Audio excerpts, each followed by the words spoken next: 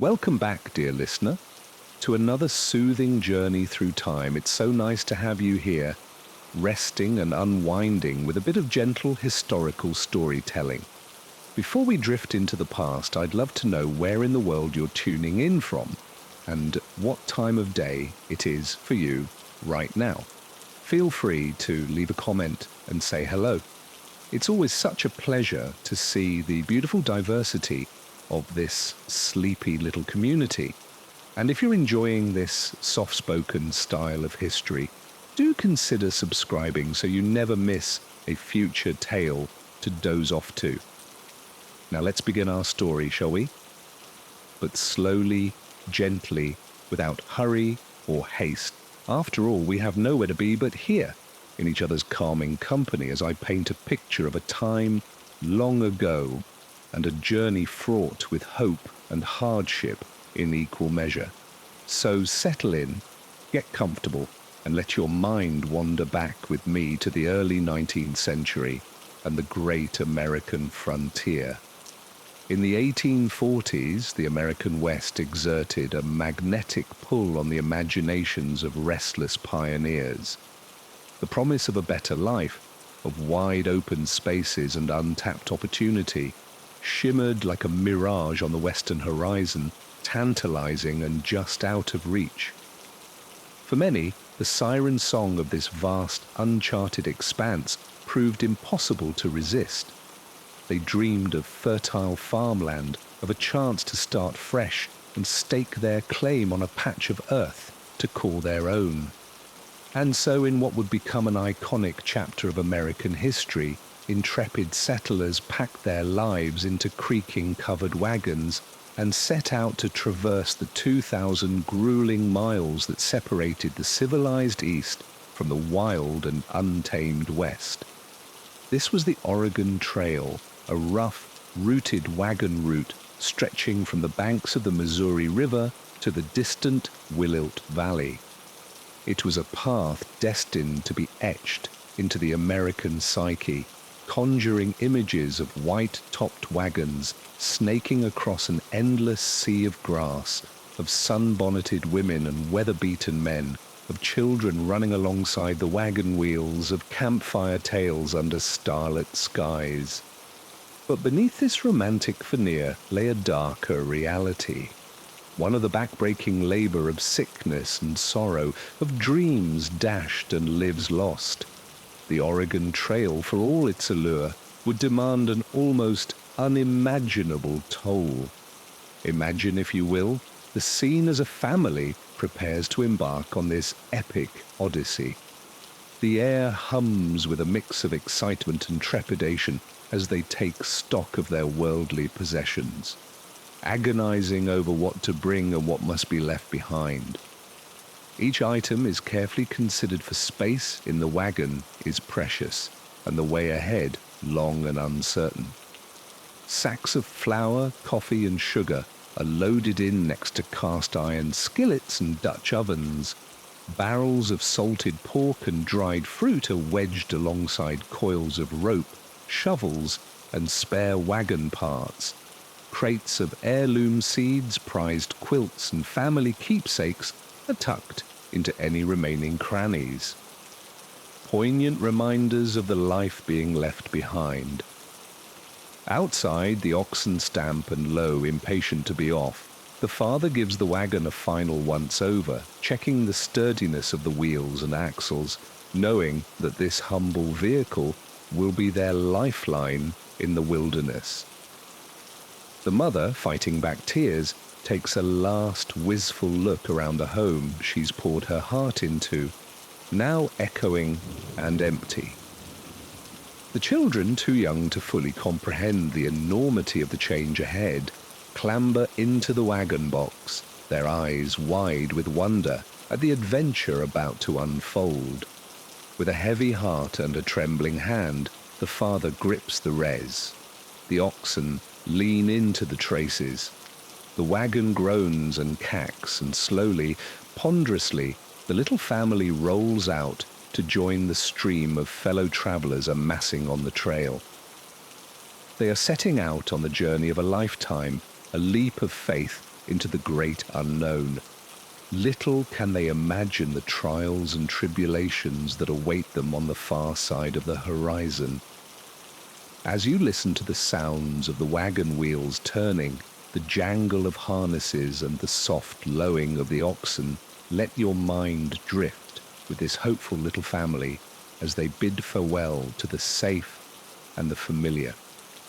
Their hearts full of dreams for the new life they pray awaits them in the fabled land of Oregon.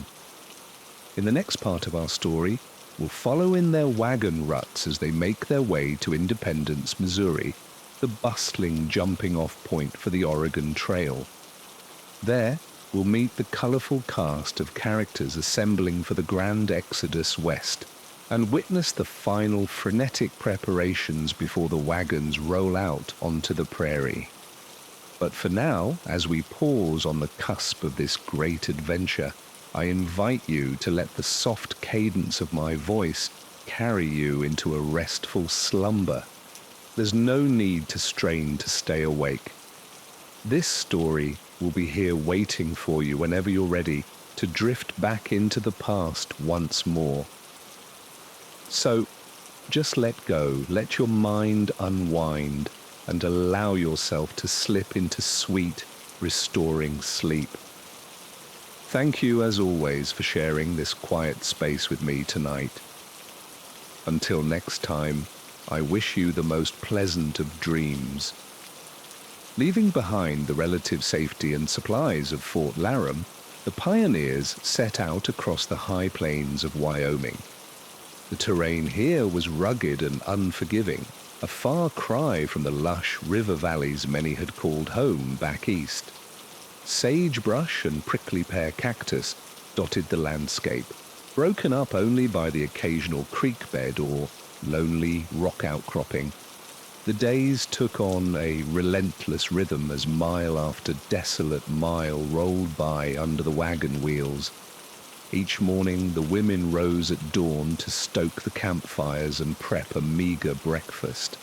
There was no time to lose. They had to make as much distance as possible before the scorching midday sun made travel unbearable. While the oxen plodded ever westward, the pioneers walked alongside, eyes fixed on the horizon, searching for any landmark that might signal progress. Water, or lack thereof, became a constant concern. The creeks and streams they encountered were few and far between. Many were alarmed to find that the Platte River, which had been a lifeline up to this point, had dwindled into stagnant, undrinkable pools. Cholera, the dreaded scourge of the trail, lurked in the fated water. Just a sip could fell even the hardiest pioneer within hours. Watching loved ones suffer the disease's agonizing symptoms was a terror that kept many awake at night. The livestock suffered greatly during this stretch as well. The oxen grew bony and weak on the scant forage. More than a few teams gave out entirely, leaving their wagons stranded in the wilderness. Watching a trusted animal collapse was a harsh blow. For many families, their oxen, mules, and milk cows were almost like part of the family, bearing them faithfully toward a new life. Losing one felt like an ill omen of what might still lay ahead. As they struggled through the waterless expanse, some pioneers couldn't help but wonder if they had made a terrible mistake. Each day on the high plains seemed to bring a new trial, a new reason to despair. But they pressed on mile after grueling mile, bound by grim necessity and a flicker of hope that something better waited beyond the western horizon. Among those clinging to this desperate hope was James Dougherty, a 37-year-old farmer from Illinois, traveling with his wife Sarah and their 4 young children. Like many on the trail, James and Sarah had been tantalized by reports of Oregon's fertile soil and booming opportunity. But now, 3 months into the trip, James was starting to doubt whether it had all been a lie. Sarah was sick, stricken by a summer complaint that left her doubled over with cramps. Without time to rest or recover, she could only clench her jaw and struggle alongside the wagon mile after mile. Their supplies were dwindling faster than James had planned for, and the empty wilderness seemed to stretch on forever. One evening, while Sarah lay shivering with fever, James took his two oldest boys aside. "Listen to me," he said, struggling to keep his voice steady. "I need you to be strong for your ma and the little ones. Can you do that?" The boys nodded solemnly, eyes wide. "There'll be hard days still ahead," James continued. "But we've got to keep moving, keep pushing for that new life. One day, God willing, we'll make a home out there. A place you can be proud of. It'll all be worth it. You'll see." As the light faded from the sky that night, James could only pray that his words would prove true. The family still had hundreds of hard miles ahead of them, across mountains and deserts and rushing rivers. The Oregon Trail's cruelest tests were still to come. All they could do was press on together, their hearts fixed on the chance for something better that shimmered on the far side of the horizon. The Durati story was remarkable but not unusual among the thousands of pioneers who braved the Oregon Trail. For many, this desolate stretch through the high plains of Wyoming was the first time the true scope of the undertaking hit home. The unforgiving landscape drove many to their physical and emotional limits. Each day demanded resilience and grit that some weren't sure they possessed, but still the wagons rolled ever westward, carrying these brave souls on a journey that would shape a nation. Through sickness and thirst, hardship and loss, they pressed on, mile after devastating mile, the yellow brick road to their own uncertain futures. The treacherous Snake River crossing was just the latest in a relentless onslaught of trials that had battered the pioneers for months on end. With each passing mile, their numbers had dwindled as families splintered off in sorrow and despair, turning back to bury their loved ones in lonely trailside graves. But for those who remained, a glimmer of hope flickered on the western horizon. The end of their 2,000-mile odyssey was finally within reach. The lush, promised land of the Willamette Valley lay just beyond the rugged peaks of the Blue Mountains. As the exhausted wagon trains rolled out of Fort Boise, the mood was one of mounting excitement tinged with impatience. Gaunt faces creased with lines of hardship, now turned upward to the clear skies, daring to dream that the worst was behind them. Surely, after the unforgiving desert of the Snake River Plain, the most merciful stretch of the journey was yet to come. Alas, the weary travelers had one last cruel twist of fate to endure. The trail soon steepened as it wound into the heavily forested Blue Mountains, where wagons creaked and groaned over boulders and fallen trees. Thick underbrush snagged at axles, while the hooves of oxen already weakened by snake bites slipped and stumbled on the rocky paths. To make matters worse, a band of natives who resented this intrusion on their ancestral hunting grounds shadowed the convoy from the cover of the woods. At night, their eerie cries pierced the darkness, spooking the livestock and fraying the nerves of women and children huddled in the wagons. Anxious men clutched their rifles and posted weary guard, catching mere snatches of fitful sleep. As the Blue Mountains loomed, tempers flared hotter than the July sun overhead. Bickering broke out as families grappled over whose turn it was to clear the trail or rein in a runaway cow. Patience worn thin after months of forced togetherness now snapped completely. Some pioneers simply refused to go on, abandoning their wagons where they stood, to make their own way in this foreign land. But even amidst the strife and struggle, tender moments of connection shone through like glints of gold in a prospector's pan. An aged grandfather, face whizzed as a pioneer, Buck bounced a cooing babe on his knee as he spun tall tales of the wondrous new life that awaited. Young sweethearts stolen precious minutes together, gathering kindling, dreaming of the homestead they would build with their own hands. And so they pressed on. This Emily crew of dreamers united by grit and desperation, their fates now entwined like the dusty ruts left by their wagon wheels. With each mile, their legacy unfurled behind them, destined to become the stuff of fireside legends for generations to come. At long last, after 7 grueling days, the Blue Mountains released their stranglehold as the trails spilled out into the dense forests of the Columbia River Gorge. The cool mists that shrouded the towering fir trees felt like a balm on sun-baked skin, while the roar of the mighty river seemed to shout, the journey's end was near. But the Columbia had one last test of gumption to pose. The only way down to the churning waters was a breakneck incline called Laurel Hill, steeper than a mansion staircase.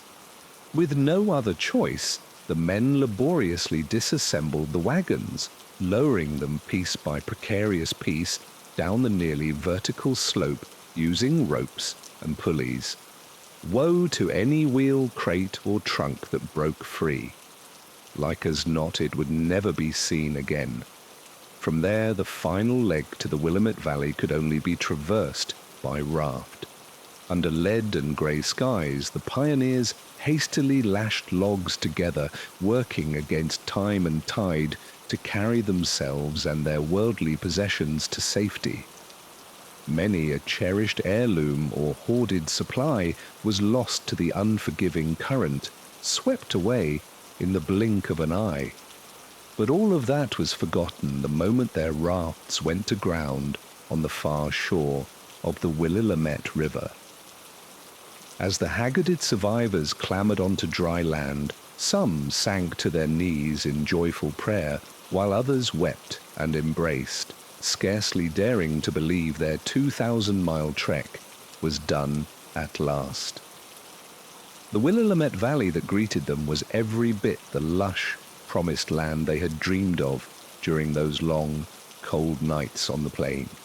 Burbling streams wound through rolling hills, blanketed with swaying grass and wild flowers. Groves of oak and cottonwood offered sanctuary to deer, elk, and beaver. The rich soil seemed to shout with the promise of bountiful harvest to come. And yet, for all its abundance, this new Eden held its share of bittersweet ending. Families who had braved every hardship together now splintered off, staking claims in lonelier nooks and crannies of the valley. Covered wagons that had been mobile homes for half a year were put out to pasture, repurposed as storage sheds or chicken coops. Kin and comrades bid tearful goodbyes, uncertain if their paths would ever cross again in this still wild territory. Of course, the pioneers' trials and tribulations were far from over just because they'd reached their destination. Now the real challenges of starting over in an untamed land kicked into high gear, felling trees, ploughing virgin fields, raising cabins, warding off bears and cougar. Years of unrelenting, back-breaking toil still awaited before the first glimmers of civilized life would take hold. Even so, the sheer exaltation of arriving in Oregon buoyed weary spirits and put an extra kick in trail-worn steps. As they gazed out over the Verdon Valley, the pioneers could see the future unfurling before them, ripe with possibilities. Schools, churches, and town squares would soon sprout where only wilderness now reigned. But above all, Oregon held the promise of a legacy. the chance for people with nothing to their name to put down roots and build something lasting for generations to come. Whether they hailed from fine Boston townhouses or rugged Appalachian cabins, all could now claim a stake in taming this fertile corner of the continent. As the first sod was turned and the first log hewn, one could almost hear the echoes of the trials and triumphs of the Oregon Trail ringing through the ages. The 400,000 souls who braved that 2,000-mile crucible over a quarter century had carved out more than just a route. They had shaped an enduring American spirit of courage and resilience in wagon ruts carved into the land from Missouri to Oregon. In faded names etched on lonely gravestones, in yellowed letters and leather-bound journals, the epic saga of the Oregon Trail still speaks to us across the generations. It is a testament to the power of hope in the face of adversity. A reminder that even the most impossible seeming of dreams can be made real with enough grit, gumption, and determination. And so we remember the brave pioneers who risked it all to chase a brighter future. In the strength of communities that rose from prairie soil, in the fortitude of those who tamed an untouched land, and above all, in the quiet moments of remembrance for the many who sacrificed so much along the way. Though their days were often full of sorrow, their legacy is one of unshakable faith and love. Love for their families, love for their country, and love for the land that called them ever westward. May we never forget the courage of these humble heroes who built a nation one wagon wheel revolution at a time. The end of the Oregon Trail was only the beginning of a story still being written in the heart of every American dreamer. A story of a promised land where anyone willing to take the leap of faith can stake a claim on a better tomorrow. The epic journey lives on in the eternal hope for a new frontier just over the western horizon.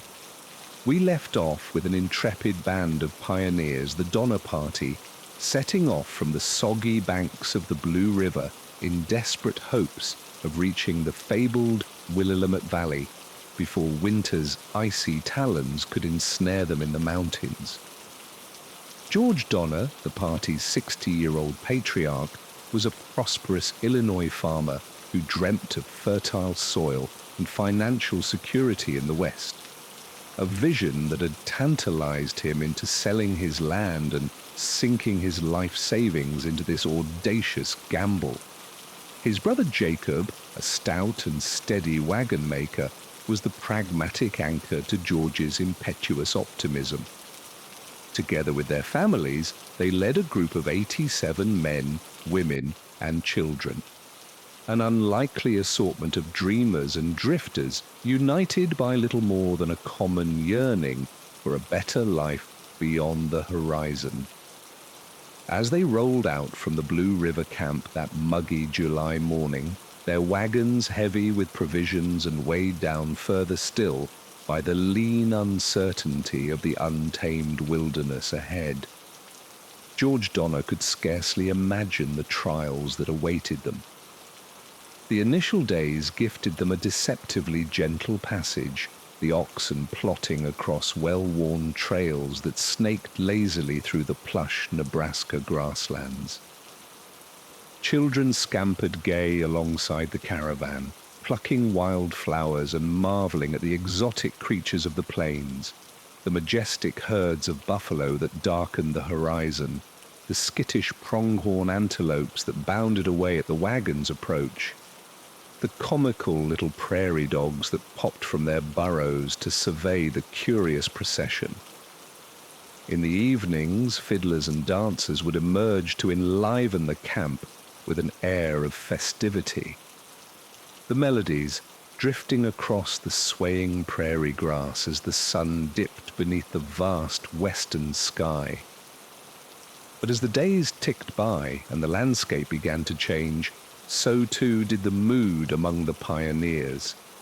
The Donner's route veered away from the established Oregon Trail, instead following a newly promoted shortcut called the Hastings Cutoff that promised to shave hundreds of miles off the journey. Leaving behind the tried and true trail felt to many like cutting the tether to civilization itself. The terrain soon turned unforgiving. The wagon wheels bogging down in deep sand and scraping across jagged rocks that splintered axles and shattered wheels. Water and forage grew scarce. The withering heat of the high desert sapping the strength of people and animals alike. Tempers flared as the donors fell behind the main body of pioneers. Their laboriously slow progress stoking resentments among those forced to wait for them. In the blistering crucible of the Salt Lake Desert, the Donner Party began to come apart at the seams. Livestock collapsed from thirst and exhaustion. Wagons had to be abandoned. Some families splintered off, desperate to make their own way to California. Through it all, George Donner maintained his dogged optimism, cajoling and reassuring his increasingly fractious flock. By the time they reached the foot of the Sierra Nevada mountains, it was already October. An early blizzard had blanketed the peaks, turning the rocky slopes into a treacherous sheet of ice and snow. The Donners faced a terrible quandary: wait out the winter in the mountains with their few remaining cattle and hope they could survive for months on meager rations, or press on and pray they could beat the next blizzard to the safety of the Sacramento Valley. Fatefully, the Donners chose to wait, reasoning that surely this first snowfall was a freak occurrence and that the way would soon clear. They set up camp next to a picturesque alpine lake, hunkering down in ramshackle cabins and rickety lean-to-s, little imagining that this scenic but unforgiving spot would soon become synonymous with one of the most harrowing orals of the pioneer era. As the October days shortened and the air turned to a pervasive biting chill, the true severity of their plight became inescapably clear. The cattle, left to forage in the frigid meadow, grew gaunt and feeble. The pines yielded little game. The party's food stores dwindled to a few mouthfuls of boiled oxhide a day. The spectre of starvation crept into the camp, hovering over the emaciated families, huddled beneath tattered buffalo robes in their dark, smoky veils. It was a fate almost too chilling to contemplate, to come all this way, to uproot homes and risk everything only to be frozen in this icy purgatory mere days from journey's end. As the blizzards raged and the food supplies emptied, the donors sunk deeper into despair, their hopes slowly suffocating beneath the smothering snows. George Donner tried to rally his enfeebled companions with all his old charisma, but his words rang hollow, swallowed up by the gnawing void in their bellies and the looming dread of what lay ahead. By Christmas, the first of the party had succumbed to hypothermia and malnourishment. More would follow in the weeks to come, their bodies laid out in the snow, stripped of their flesh by the ravenous survivors, the very last resort of the desperately starving. When a relief party from California finally battled its way through the towering snowdrifts to the camp in February, it was greeted by a scene of Gothic horror. Gaunt, spectral figures with sunken eyes and tattered rags huddled around the pitiful remains of their comrades, looking more dead than alive. Of the 87 souls who had begun the journey with such high hopes, only 48 staggered out from the camp that had become a frozen tomb for the rest. George Donner himself would not be among them. Bedridden and delirious, his frostbitten limbs ravaged by gangrene, he had urged his wife and children to leave him behind, to save themselves while they still had the strength. Racked with anguish, but knowing it was the only hope for her family, Tamsin Donner tearfully bid her husband a final farewell and set off into the blinding white wilderness, carrying her smallest daughter on her back. It was an end almost too heart-wrenching to contemplate. This man, who had been the very picture of vitality and confidence, left to perish alone at the utmost extremity of the world, his dreams shattered, his name forever shadowed by tragedy. And yet, in his last moments, as he gazed out at those majestic, merciless peaks with his fading sight, perhaps some small solace could be taken in knowing his sacrifice had bought his loved ones a chance at survival, that his life had been given for theirs on this brutal, final passage to the promised land. The Donner's ordeal stands as a grim testament to the perils and costs of the westward migration. For every triumphant arrival in the fertile valleys of Oregon and California, there were dozens waylaid by disaster, felled by disease, shattered by accidents, broken by the unremitting toil and hardship of the trail. And yet, still they came. Year after year, these ordinary men and women, galvanized by little more than grit and blind faith, chasing that eternal siren song of the frontier, that tantalizing promise of freedom and self-determination, dangling just beyond the far horizon. In their struggles, their small victories and crushing defeats, their joys and agonies and all too human foibles, they carve the enduring myth of the American West as much as they carve the ruts of the great overland trails. Today we remember them not just for the miles they logged between the Missouri and the Pacific, but for the miles they logged in the soul of a young nation, propelling it forward for good or ill with each turn of a wagon wheel, each step into an unknown future. In the end, their legacy was not so much a trail to a new land as a new understanding of the sheer, indomitable force of the human spirit. And though the long, sun-baked road they trod has long since faded back into the earth from which it sprang, the imprint they left on that grand communal odyssey we call the American experience shall never be extinguished. So let us pause for a moment, you and I, to pay quiet tribute to these immigrants of yesteryear. All those hopeful souls who dared to strike out for a distant, promised land, guided by little more than the stars and their own unshakable belief in a better tomorrow. As we drift now into the welcome embrace of sleep, let our dreams wander back to a time when the West was still a vast and daunting mystery. And a journey of 2,000 meters began with that first fateful step. Good night, dear listener. May your wagon find smooth passage to whichever far horizon beckons. However arduous the journey, I have no doubt you will find your way by and by to that fine and fertile valley of your dreams. Till then, rest easy, take your comfort where you can, and believe, as the pioneers did, that a new day's dawn is never far away. A young boy, no more than 6 or 7, carefully steadies a stick against the side of his father's wagon wheel. With his tongue poking out in concentration, he uses his precious knife to whittle a point on the end, determined to craft a miniature version of the weapons he's seen the men carrying. At last, satisfied with his work, he scampers off to slash at the tall prairie grass, lost in an imaginary battle against natives and bandits. But his innocent game is short-lived. His mother's sharp call pierces the air, summoning him back to the small mountain of mending that needs doing, the little ones, that need tending.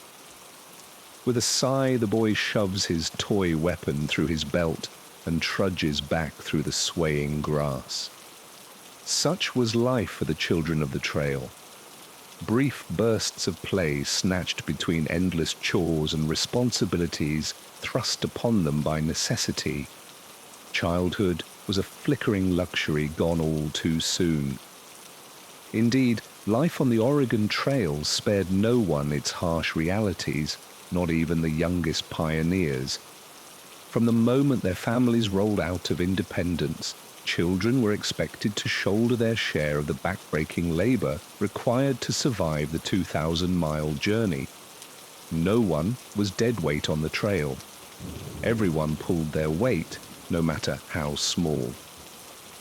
Young boys quickly learned to handle livestock, mend harnesses, gather firewood, and hunt small game to supplement the wagon's food stores.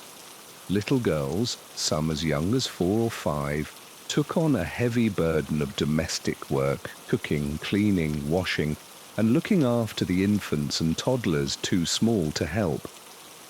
Rarely did they have a moment to rest, let alone play. Even more heart-rending were the children that never made it to Oregon at all. The trail was a deadly place, and the young were some of its most vulnerable victims. Disease, accidents, and exhaustion cut short thousands of small lives over the trail's 25-year history. Many bereaved parents had no choice but to bury their little ones in shallow graves alongside the trail and press on, leaving dreams of a future together in the dust behind them. Perhaps saddest of all were the young ones orphaned by the journey. Their parents and older siblings claimed by cholera or mishap. These most unfortunate children were often left with other wagon trains or unceremoniously deposited at forts along the way, their fates uncertain. Some were lucky enough to be taken in by other pioneer families, while others were left to fend for themselves or sent to distant orphanages back east. The trail's legacy for these children was a cruel mix of trauma, displacement, and loss. But somehow, through all the hardship and sorrow, many children of the trail endured. They grew up fast and tough, aged beyond their years by the rigors of the journey. By the time they reached Oregon, most were hardly recognizable as the fresh-faced youngsters who had left Missouri behind. The trail had stolen their innocence, but gifted them with tenacity and grit they'd carry for the rest of their lives. In later years, many would look back on their pioneering childhoods with complicated emotions, grief for lost loved ones and trials endured, but also pride in their family's strength and accomplishment.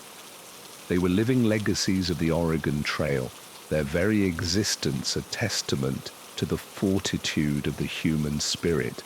And as they watched their own children and grandchildren grow up in the fertile Willamette Valley, perhaps they found solace in knowing that their sacrifices had not been in vain.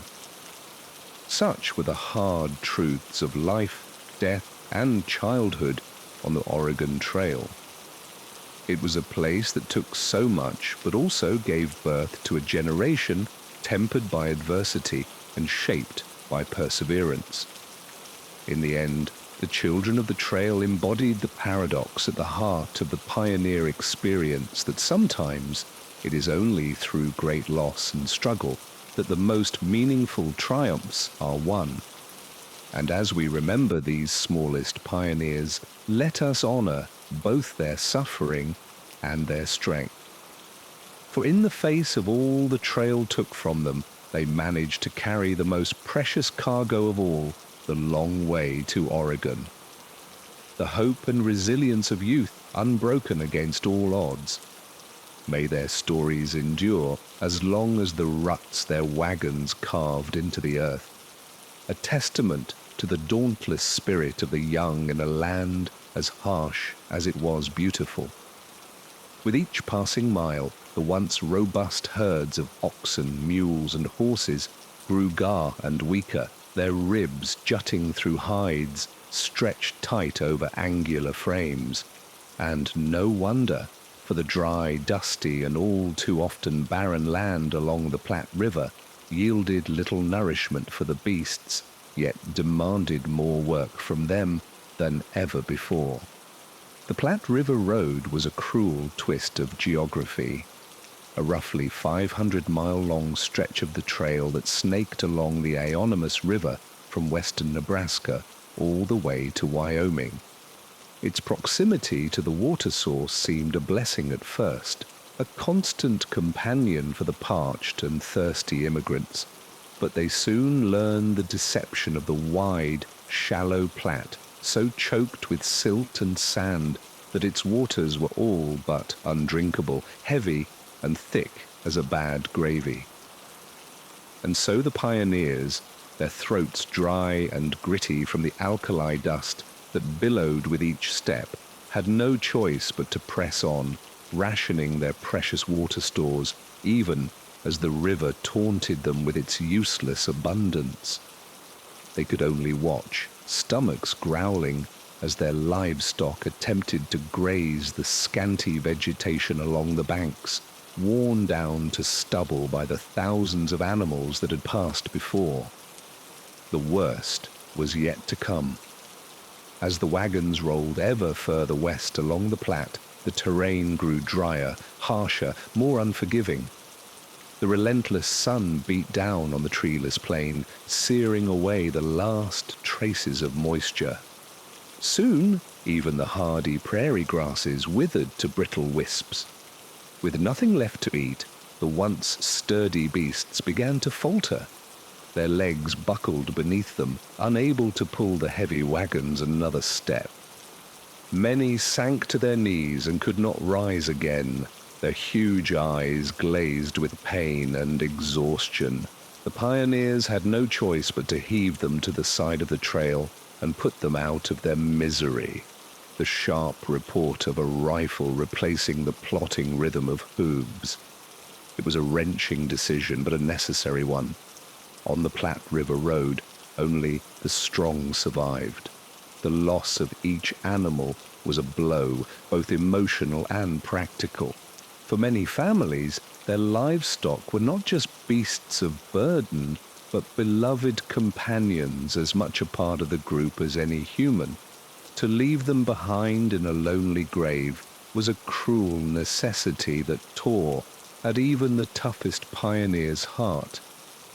But perhaps even more devastating was the knowledge that each fallen ox or horse left the wagon train that much more vulnerable. With fewer animals to pull the heavy loads, the remaining beasts had to strain even harder, wearing out faster. A vicious cycle began. More animals lost, more strain on the survivors, more suffering and loss. It was all the pioneers could do to limp along, watching their power ebb with each passing mile. The wagons themselves began to show the strain, toiling across the parched and rugged land along the Platte. Wheels cracked and splintered under the punishing conditions. Iron rims came loose, axles snapped like matchsticks. At times, it seemed the dry road might claim more wagons than the rushing rivers that came before. Desperate pioneers cannibalized what they could from the broken-down wagons they passed. Littering the trailside like wounded soldiers after a battle, they harvested whatever parts could help them cobble their own rigs together for a few more miles. But there was only so much that ingenuity and grit could do in the face of the unrelenting wasteland. Many wagons simply had to be abandoned, left like desiccated skeletons picked clean by the elements and other passers-by. Through it all, the determined immigrants soldiered on as best they could, leaning into the yokes themselves when the animals could pull no more, pushing and pulling with all their might to keep the wagons rolling.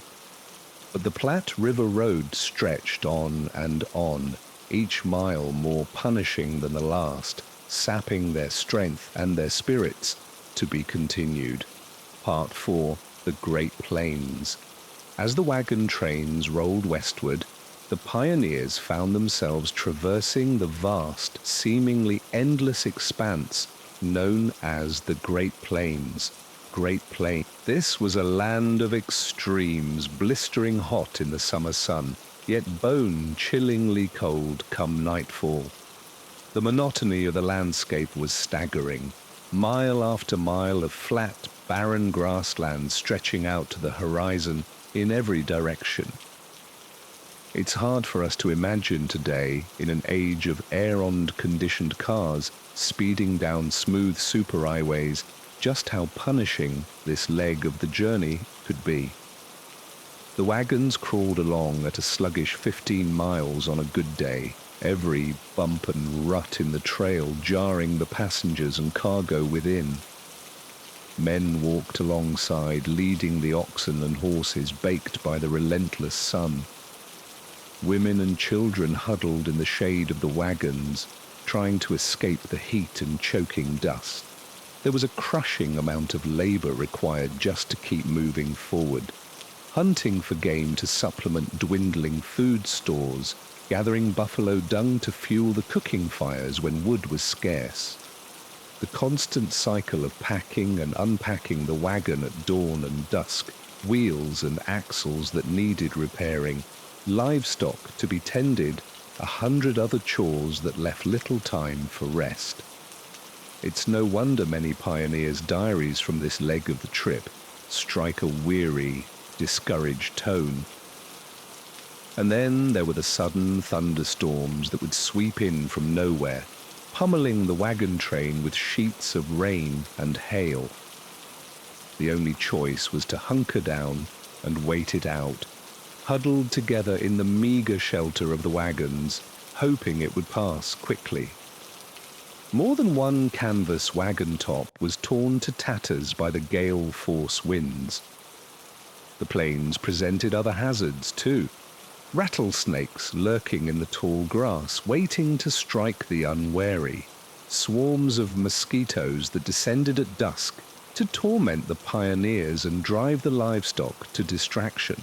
And of course, injuries and accidents were a daily risk. With so much heavy labor to be done, a broken bone or serious cut could spell disaster, with the nearest doctor often weeks of hard travel away. Amid the hardships of trail life on the Great Plains, the women shouldered an especially heavy burden. Their workload was immense, cooking what meals they could over open fires, mending clothes, caring for children, tending the sick, all while enduring the same physical hardships as the men. A stoic resilience was required just to face each grinding day. Margaret Reed, traveling with her husband and 4 young children, captures the exhaustion in her trail diary. This is the most dismal day we have had, cloudy with the wind blowing and every appearance of rain. All day the wind was cold and all were out of humor. On top of the dreary weather and biting cold, the Reed's wagon had broken down the previous day, making for slow going on the trail. For Margaret and countless other pioneer women, keeping the family clothed and fed was a Herculean task in the isolation of the plains. She goes on to write, "Williams killed a buffalo and brought it in tonight, but it was too late to get any good of it. Supper on short rations for many." Dressing game and cooking over a smoky fire was grueling work after a long day in the wagon, even if the men were successful on the hunt. Despite the backbreaking labor and daily hardships, Margaret and women like her found the strength to keep going, mile after dusty mile. There was no turning back now with so much distance already behind them. All they could do was press onward, eyes fixed on the horizon, holding tight their dreams of the verdant lands that awaited at journey's end. But crossing the Great Plains was only the beginning. Even greater trials lay ahead as the wagon trains approached the foothills of the Rocky Mountains. Ahead lay towering granite peaks and plunging river gorges that would test these pioneers' courage like never before. Part 5. Buffalo and Native American Encounters. As the wagon trains pressed on across the Great Plains, two very different encounters would leave indelible impressions on the pioneers. Sightings of the awe-inspiring buffalo herds and tense, weary interactions with Native American tribes. For many immigrants from the East, the first sight of the vast buffalo herds that roamed the plains was almost beyond belief. Massive herds numbering in the hundreds of thousands would stretch across the horizon, grazing as far as the eye could see. Imagine the astonishment of seeing these majestic, shaggy beasts up close for the first time after only having heard tales of them. One immigrant, Sally Hester, marveled in her diary, "I never could have imagined such a sight. The whole country was black with them as far as I could reach. It was so wonderful that I could scarcely believe my eyes." The amazement soon gave way to an almost reckless frenzy of hunting among the pioneers. Fresh meat was so coveted after weeks of dry rations that wagon trains would grind to a complete halt at the sight of a herd, the men snatching up their rifles and chasing after the stampeding buffalo with wild abandon. In their zeal to take down as many animals as possible, hunting parties would dangerously stray for miles away from the safety of the wagon camps. This insatiable appetite for buffalo meat and hides had a devastating impact on the herds. An estimated 25 million bison roamed the Great Plains in the early 1800s. By the end of the century, unchecked hunting by pioneers, settlers, and professional hunters had driven them to the brink of extinction, with only a few hundred left. It was an ecological catastrophe that forever altered the landscape and native way of life on the plains. Speaking of the Native Americans who called the Great Plains and surrounding regions home, the first encounters between pioneers and tribes like the Pawnee, Cheyenne, and Sioux were often fraught with tension and misunderstanding. Immigrants with their herds of livestock and heavy wagons trumped straight through tribal hunting grounds and delicately balanced ecosystems. Language barriers and cultural differences made communication difficult, leading to a general atmosphere of unease and mistrust. While some encounters were peaceful with goods being traded back and forth, others escalated into armed standoffs or skirmishes. One particularly tragic misunderstanding occurred near the Platte River in Nebraska in 1846. An old Sioux chief named Eagle Head approached a wagon train to trade for tobacco. In his nervousness at approaching the wagon, Eagle Head kept one hand concealed under his blanket. The suspicious pioneers shouted at him to show his hand, which he didn't understand. In the tense confusion, someone opened fire, shooting Eagle Head dead on the spot. It was a needless act of violence born out of fear and miscommunication. While Eagle Head's death didn't result in immediate retaliation, it sowed seeds of resentment between the Sioux and the immigrants that would only deepen in the years to come. As the wagon trains rolled on, leaving scattered buffalo carcasses and bewildered tribes in their wake, many pioneers paused to reflect uneasily on the impact their journey was having on this once pristine wilderness and its native inhabitants.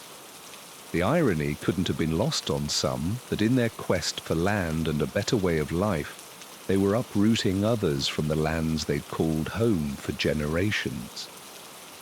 These sobering thoughts added to the general air of melange as the long wagon trains approached the foothills of the Rocky Mountains in the distance.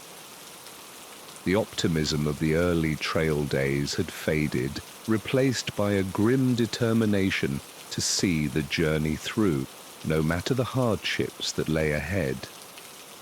The mountains loomed like an imposing granite wall on the horizon, one that would take every ounce of strength and perseverance to conquer in the weeks ahead.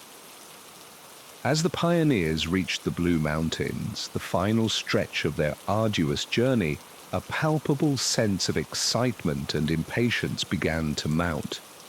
The end was so tantalizingly near, they could practically taste it.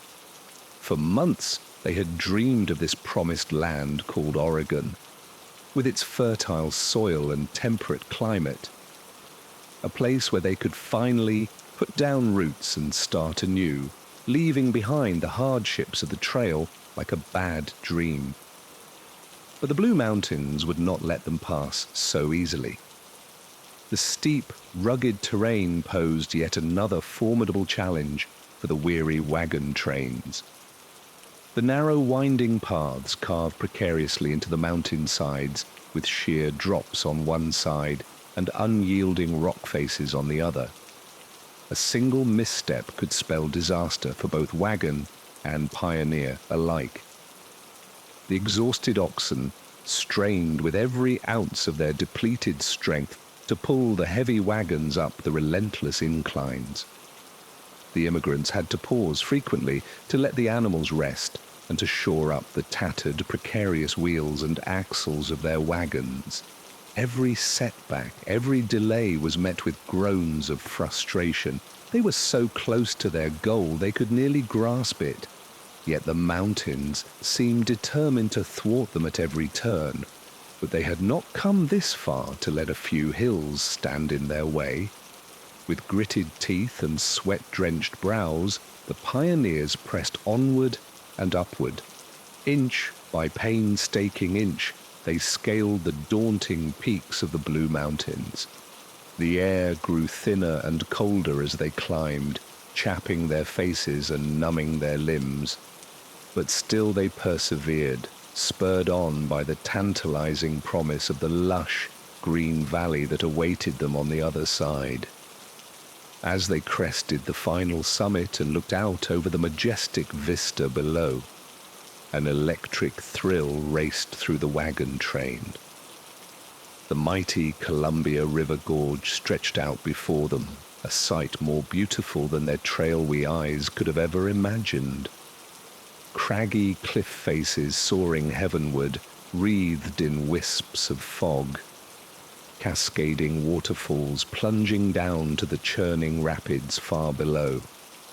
Lush forest slopes of fir and spruce so green they almost hurt to look at. It was a view that made every mile of hardship worth it. Suddenly the trials of the trail began to fall away, replaced by an almost euphoric elation. Whoops of joy and laughter rang out among the pioneers, their spirits buoyed by the knowledge that their new home lay just beyond this breathtaking gorge. Wives embraced their husbands, children danced with glee. Tears of relief and gratitude flowed freely down sun-weathered cheeks.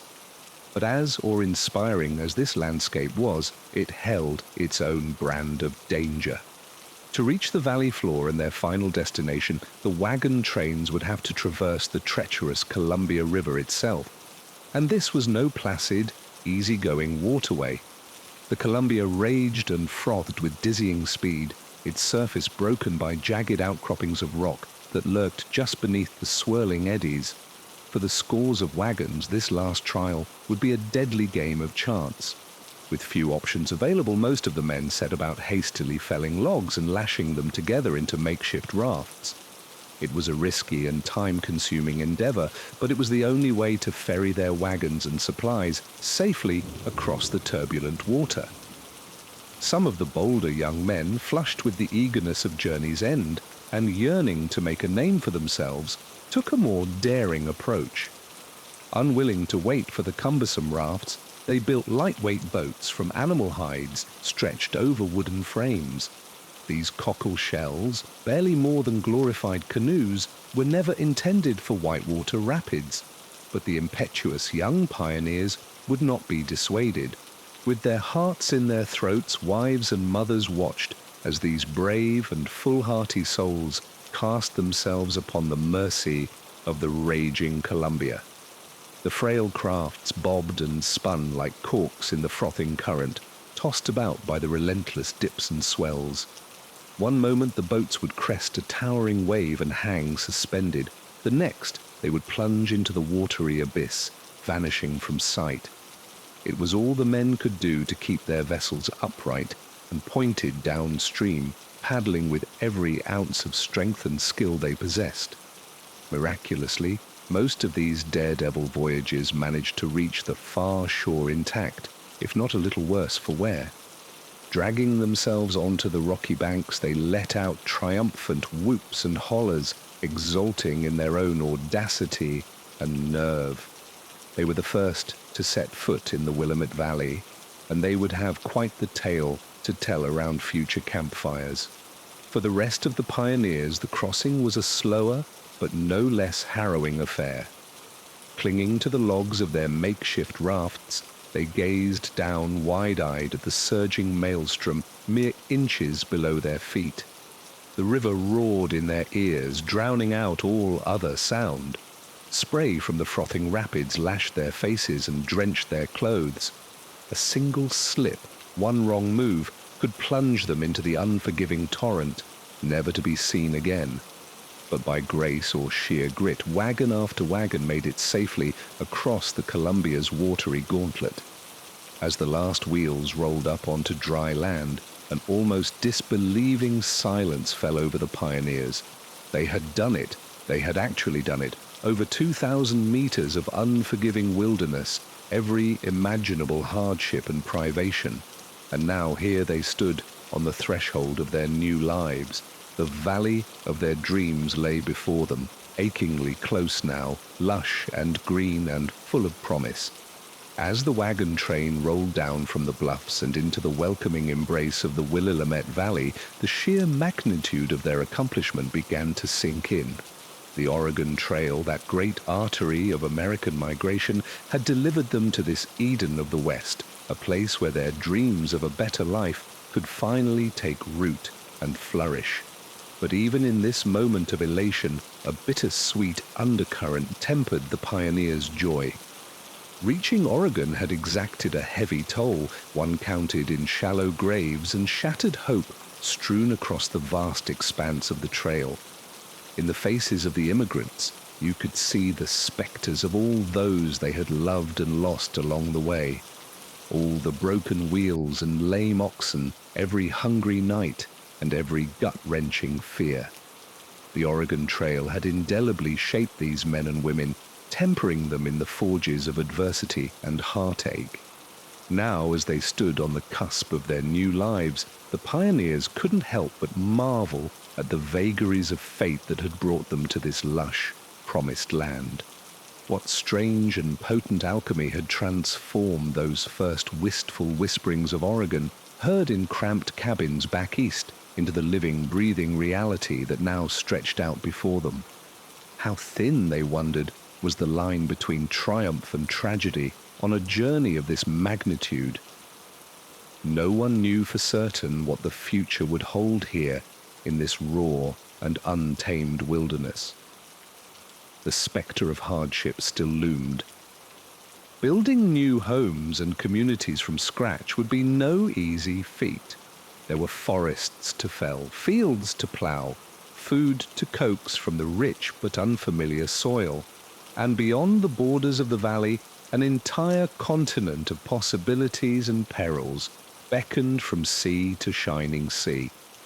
But for now, as the sun dipped low over the forested hills and painted the vast Oregon sky in dazzling pinks and golds, the pioneers let themselves savor this hard, one moment of triumph. They gazed out over their valley, the promised land they had sacrificed so much to reach, and felt the first tentative stirrings of belonging. Here, 1,000 miles from everything they had ever known, these trailblazers dared to imagine that they might finally make a home.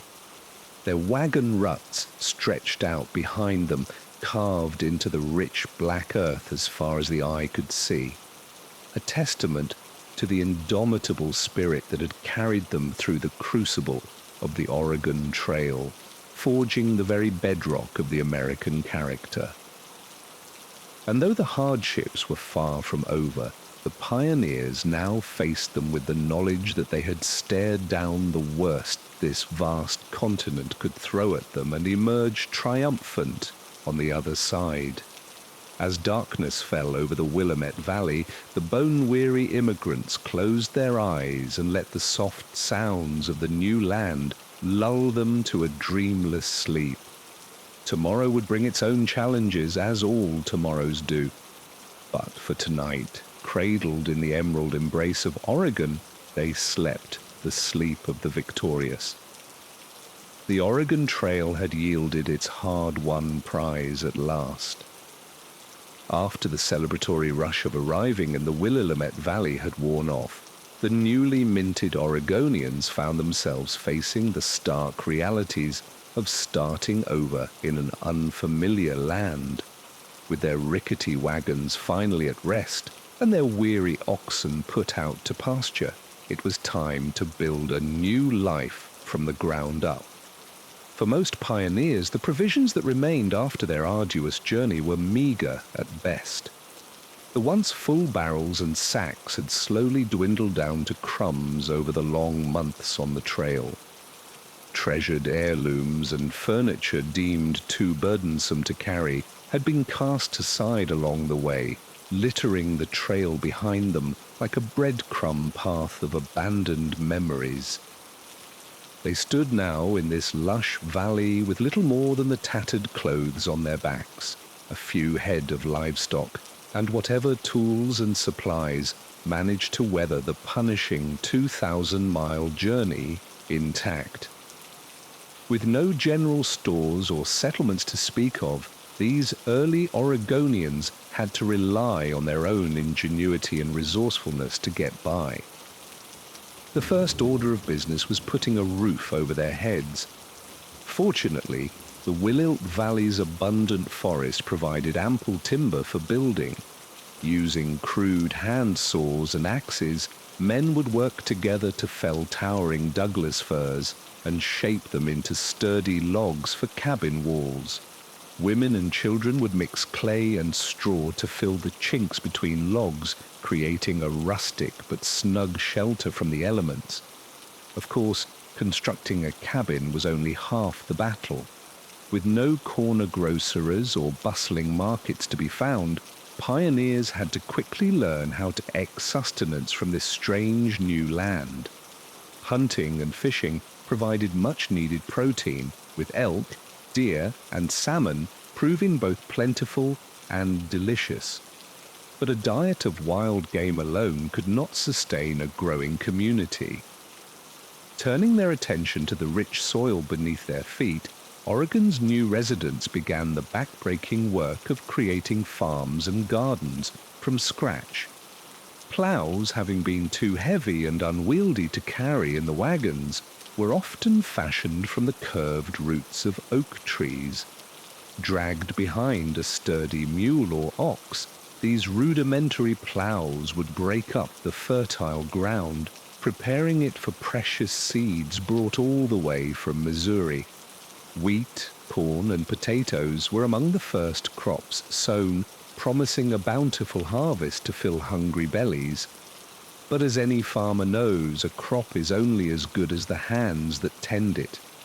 From sun up to sundown, pioneers could be found bent over their neat rows of sprouting plants, pulling weeds, chewing away pests, and carefully irrigating from nearby streams. It was a far cry from the bustling city lives many had known back east. But there was a certain peace and pride to be found in coaxing sustenance from the earth with one's own two hands. As the seasons changed and the first crops were brought in, the Willamette Valley began to transform from a wild frontier to a burgeoning agricultural community. Neighbors came together to share in the harvest, trading bushels of wheat for barrels of apples or sacks of potatoes. What had once been a Yimeli collection of strangers thrown together by the trials of the trail now began to resemble something like a true village, bound by the common threads of hard work, self-sufficiency, and an unshakable determination to succeed in this new land. But even as life took on a semblance of normalcy and routine, the spectre of the Oregon Trail still loomed large in the hearts and minds of these pioneers. The memories of those harrowing river crossings, the loved ones lost to cholera and snake bites, the sheer grit and resilience it took to walk 2,000 miles into the unknown. These were not easily forgotten. The trail had shaped them, tested them, and ultimately delivered them to this new life. But the scars it left behind would last a lifetime. Perhaps that is why, even as the years went on and the Willamette Valley grew into a thriving hub of commerce and culture, the pioneers never lost their sense of pride and kinship with one another. They had endured the unimaginable together, and that bond could never be broken. When they gathered around communal fires to swap stories and songs, the tales of the Oregon Trail were always the most requested. The younger generation would listen in rapt attention as their elders recounted the perils and triumphs of that epic journey, their eyes growing wide with a mixture of awe and disbelief. In many ways, the Oregon Trail never really ended for those who traveled it. It lived on in the calluses of their hands, the aches in their joints, the bitter-sweet memories of all they had gained and lost along the way. And as the wagon ruts slowly faded back into the earth, overgrown with wildflowers and tall grasses, the legacy of the trail endured in the hearts and minds of the people who had braved its challenges. Today, the Oregon Trail is remembered as a defining moment in American history, a testament to the strength and resilience of the human spirit. The pioneers who traveled its rugged path were ordinary people with extraordinary dreams, willing to risk everything for the chance at a better life. Their stories continue to inspire and humble us, reminding us of the incredible feats that can be accomplished through sheer grit and determination. In a world where we can cross the country in a matter of hours, it's easy to forget the monumental challenges our ancestors faced in settling this vast land. The Oregon Trail stands as a powerful reminder of the sacrifices and struggles that shaped our nation and the indomitable spirit that has always defined the American people. As we lay our heads down to sleep tonight, let us spare a thought for those brave pioneers who came before us. Their legacy lives on in the cities and towns they founded, the farms and orchards they planted, and the enduring spirit of resilience and determination they bequeath to us all. And though the Oregon Trail may be but a memory now, its impact on our history and our national character will endure for generations to come. So let us close our eyes and drift off to sleep, content in the knowledge that we are the heirs to a rich and remarkable history. A history of ordinary people who did extraordinary things, who faced the unknown with courage and conviction, and who forever changed the course of a nation. The Oregon Trail may have been brutal, but it was also a testament to the best of what makes us human. Our capacity for hope, for perseverance, and for dreaming of a better tomorrow, no matter how arduous the journey may be. Imagine yourself pacing back and forth on the muddy banks of the Snake River, heart racing as the icy water roars past, a seemingly impossible barrier after months of grueling travel across the continent. It's late summer in 1847, and your wagon train has teaked over 1,500 miles through sun-skewed prairies, treacherous mountain passes, and desolate deserts to reach this point. But now, staring down at the swirling rapids, the Oregon Trail's greatest test looms large.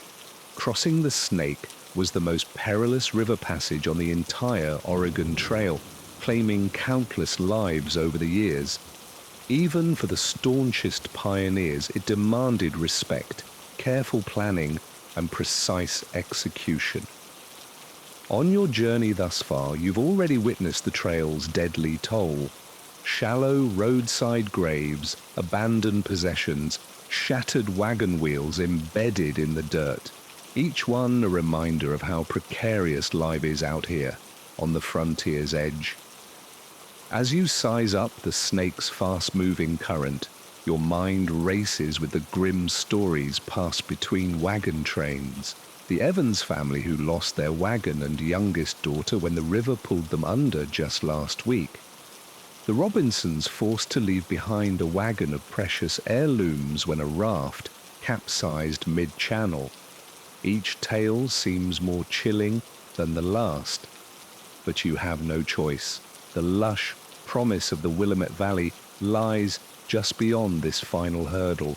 You must get your family across to complete this harrowing odyssey you began months ago with so much hope in your hearts. It's a risk, yes, but a necessary one. And really, what part of the Oregon Trail journey hasn't been a perilous, high-stakes gamble? So you gather your wits, your courage, and hold your loved ones close. Together with your fellow pioneers, it's time to build the rafts that will either ferry you to your new life in Oregon, or heaven forbid, doom you to a watery end in the unforgiving Snake. With a deep breath, you wade into the shallows to begin the fateful crossing. The process of fording the Snake was a complex feat of frontier engineering and raw determination. First, the wagon train's strongest men would volunteer to swim to the other side of the river, battling the current with ropes clenched between their teeth. These became the lifelines that would guide the rafts across. Once secured, the ropes were strung across the channel, connecting the banks.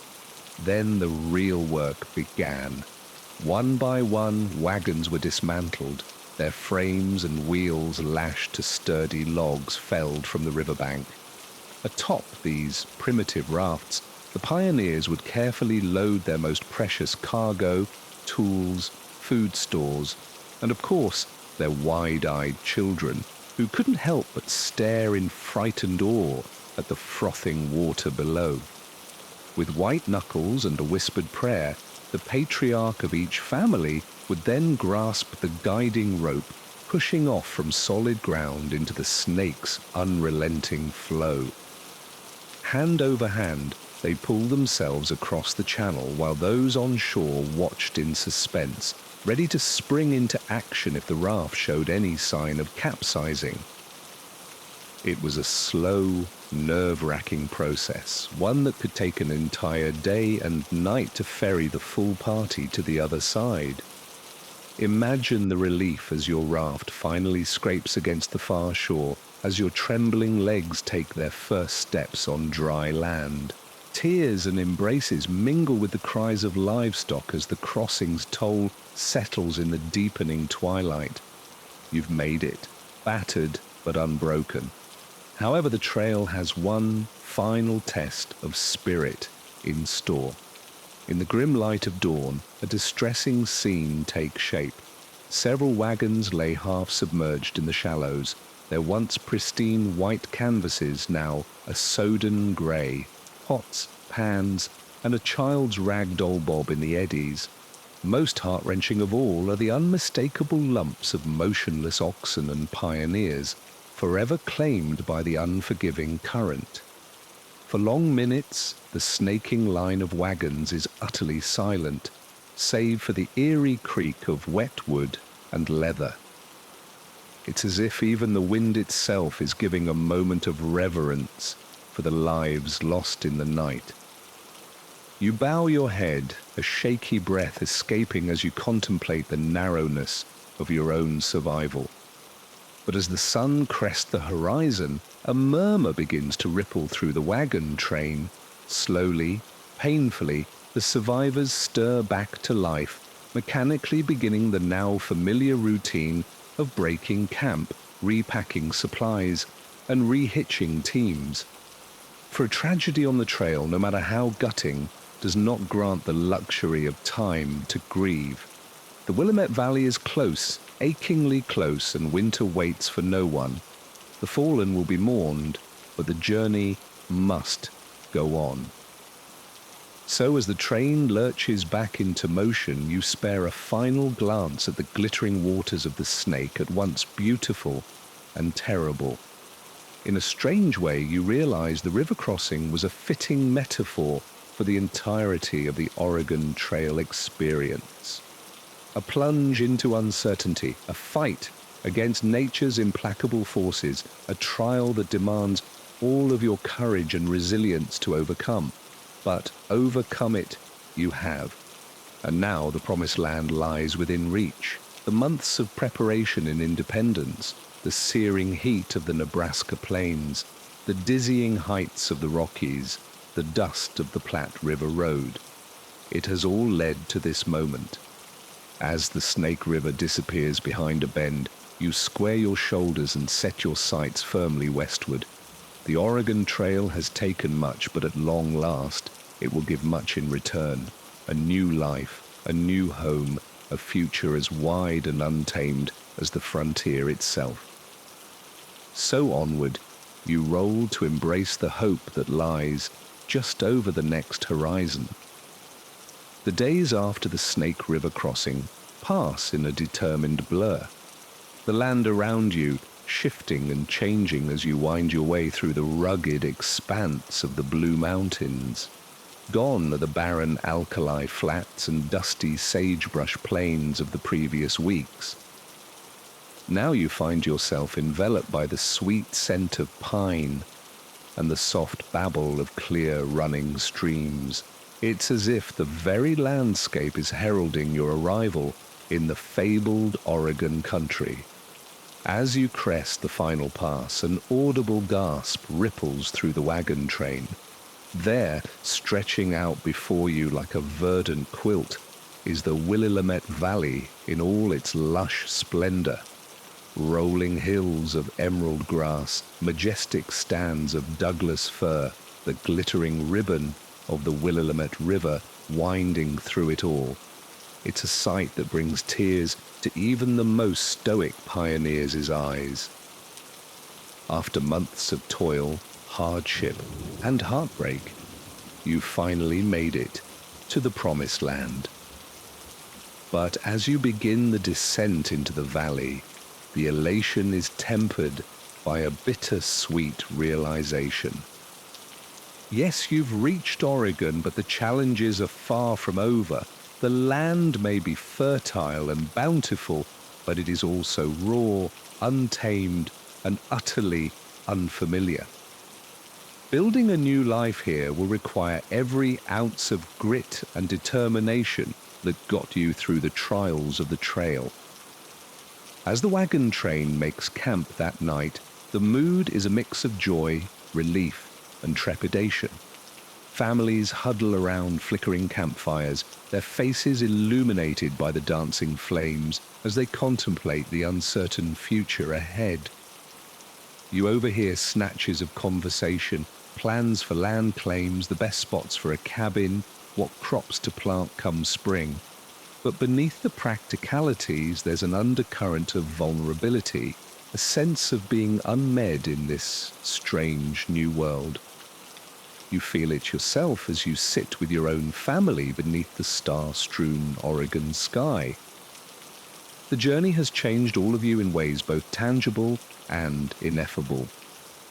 Your hands are calloused, your face weathered, your eyes older than your years. But more than that, the trail has forged an unbreakable bond between you, a shared history of triumph and tragedy that will forever tie you together. As you gaze out over the slumbering valley, you can't help but reflect on the incredible journey that brought you here. The lure of the frontier, the leap of faith in independence, the grueling slog across half a continent. It all led to this moment, this place, this new beginning. The Oregon Trail in all its brutal glory has shaped you, challenged you, and ultimately delivered you to the land of your dreams. But as you drift off to sleep that night, your last thoughts are not of the trail behind you, but of the road ahead. For tomorrow the real work begins, the work of putting down roots, of building a community, of carving out a life in this untamed wilderness. It will be hard. Yes, there will be setbacks and struggles, just as there were on the trail. But you know now that you have the strength, the resilience to weather whatever comes. And so as the embers of your campfire slowly fade to ash, you allow yourself to dream of the future, of golden waves of wheat rippling in the breeze, of a snug cabin filled with laughter and love of generations to come. Who will call this valley home? The Oregon Trail has given you this chance, this beautiful blank slate, and you intend to make the most of it. In the morning, as the sun rises over the misty hills, you and your fellow pioneers will take your first steps into this new chapter. The wagon ruts may fade with time, but the legacy of the Oregon Trail will live on in the towns and cities that will soon sprout from this fertile soil.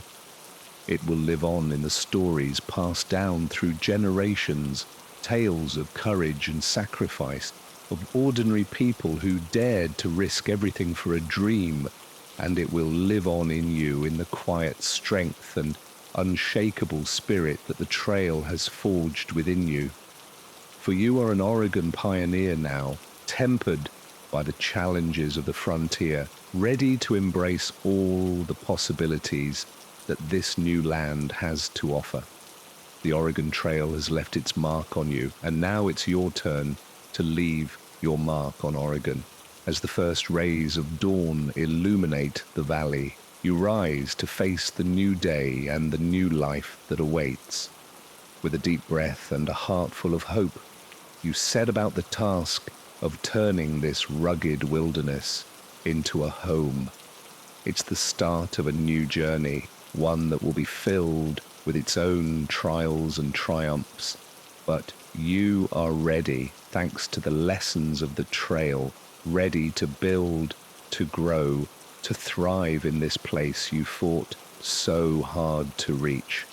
So let history remember the Oregon Trail not just as a path, but as a crucible, a gauntlet that tested the mettle of a generation, and in doing so, shaped the very spirit of the American West. From the muddy banks of the Missouri to the emerald hills of the Willamette, this iconic journey has left an indelible mark on the landscape and the soul of a nation.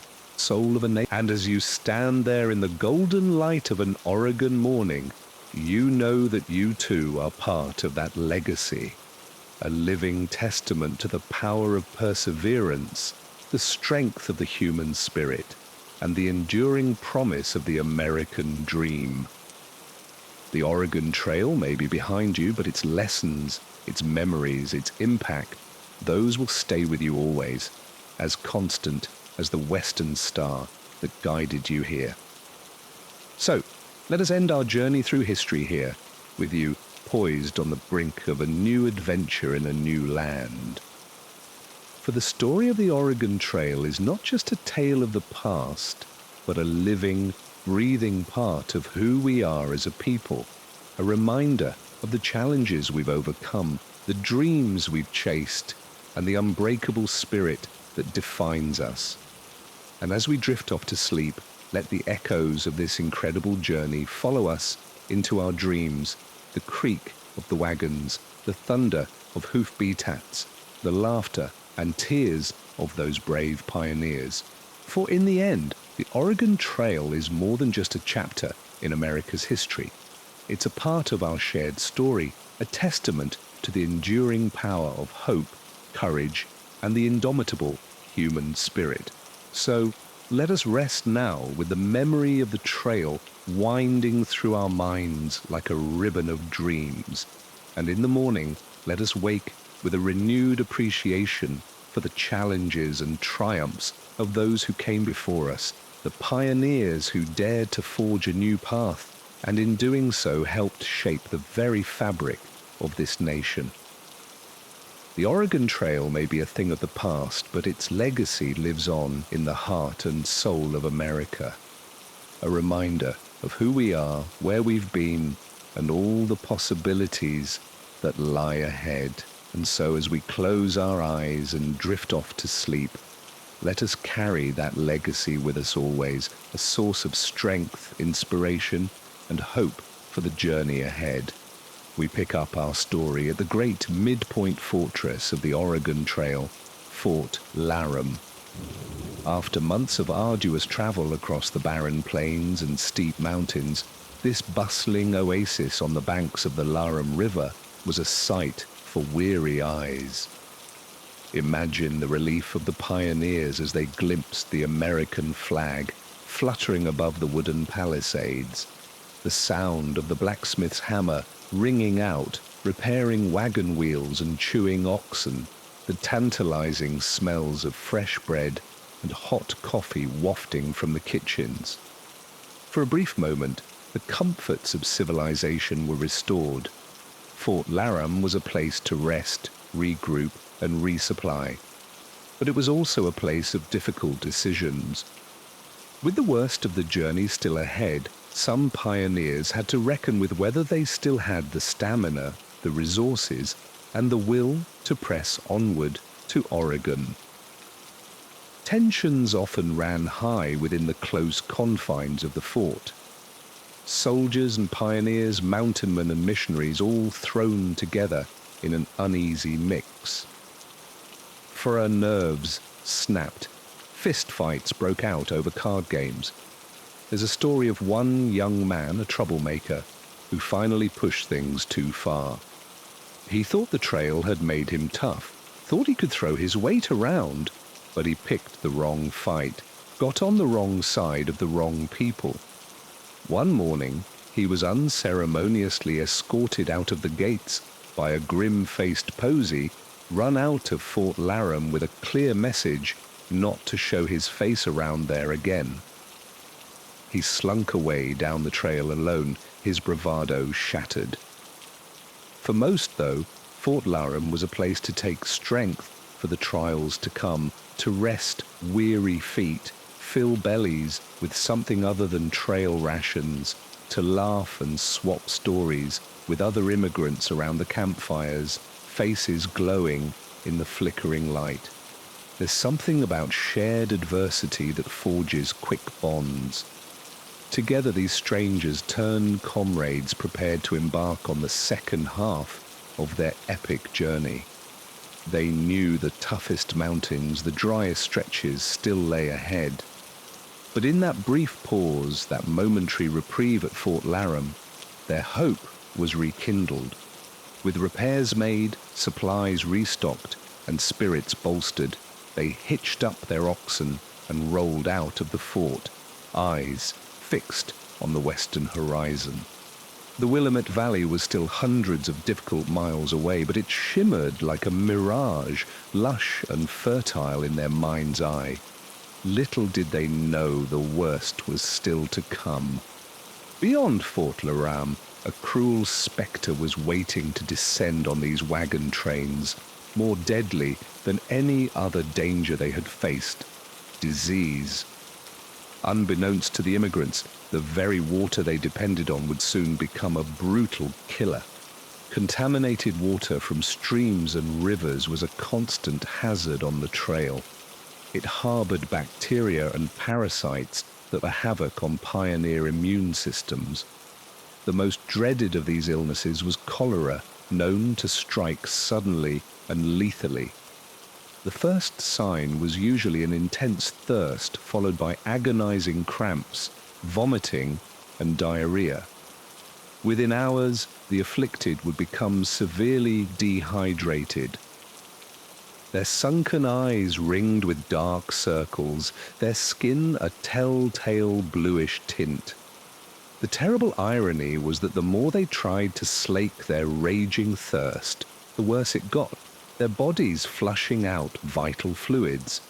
Once cholera struck a wagon party, it could decimate their numbers with terrifying speed. There was no cure, no real treatment except to try to keep the patient hydrated. An almost impossible task. We can scarcely imagine the horror of watching a loved one succumb to this awful fate in a matter of hours, of having to bundle their wasted body in a blanket for a hasty burial in a shallow roadside grave, of wondering if you might be next.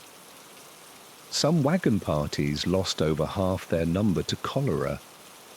There were times the trail was lined with fresh burial mounds as far as the eye could see, like a grim procession marching alongside the ruts carved by wagon wheels. So many dreams cut short, so many families torn asunder for those left behind. There was no time to properly grieve, no way to memorialize their loved ones, except perhaps to scratch a name and a date on a rough wooden marker. The stark law of the trail was to keep moving at all costs. Imagine the heavy, haunted silence that hung over a wagon party in the wake of a cholera outbreak. The empty spaces where vibrant souls had laughed, argued, toiled, and dreamed. Parents struggling to comfort heartbroken children. Even as they grappled with their own unfathomable loss, it took a toll that went beyond the physical. For some, the light simply went out of their eyes, their spirits broken by this cruel twist of fate. Others clung fiercely to their faith, determined to trust in God's plan, even as they buried their dead in the unforgiving soil. As the shattered remnants of wagon parties rolled on, each one diminished by disease. The unspoken question hung heavy in the air. Why? Why us? Why now? Why this terrible suffering? There were no answers on the trail, only the brute necessity of pushing onwards. With every mile, the survivors became bound ever closer by the depth of their shared tragedy. These terrible trials seared unbreakable bonds between the pioneers. Gradually, mercifully, the worst of the cholera outbreaks passed, but the fear of it lingered. An unseen passenger in every wagon. The sight of a rough wooden cross driven into the dry earth was a constant reminder of how quickly, how randomly the reaper might strike. As the depleted wagon trains rolled on across the dusty plains, each sunrise brought a renewed sense of resolve. To cherish their loved ones, to savor each simple moment of beauty and rest, to remember the precious lives lost, to carry on in their memory. But the Oregon Trail was not done with them yet. Ahead lay the single most daunting obstacle of the entire journey, the Snake River crossing. This deceptively placid-looking waterway would prove the final trial for many an exhausted pioneer. The Snake River was too deep to ford with a deceptively strong current.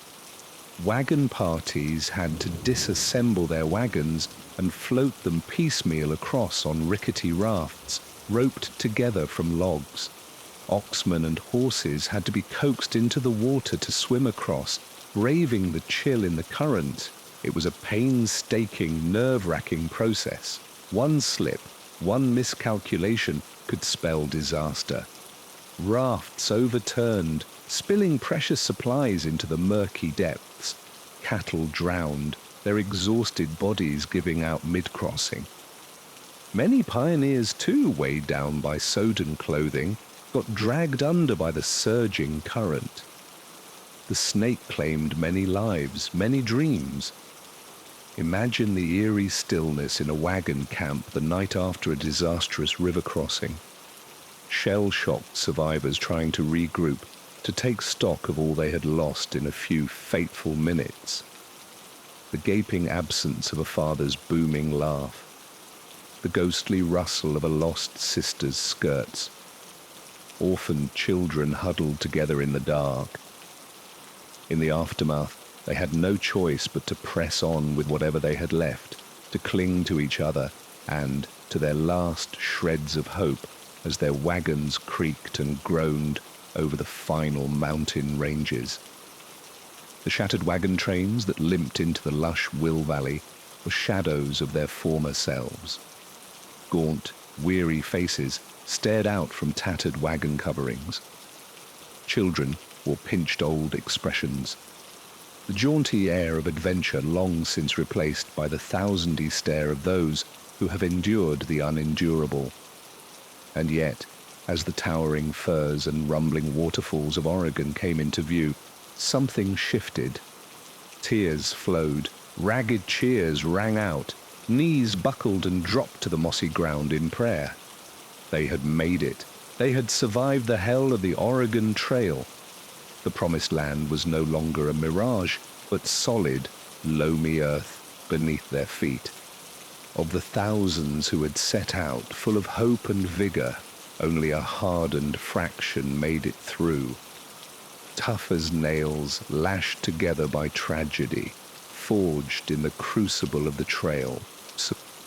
These survivors would always carry the scars, the empty chairs at the table, the phantom pains of old injuries, the nightmares of drowning cattle, of shallow graves.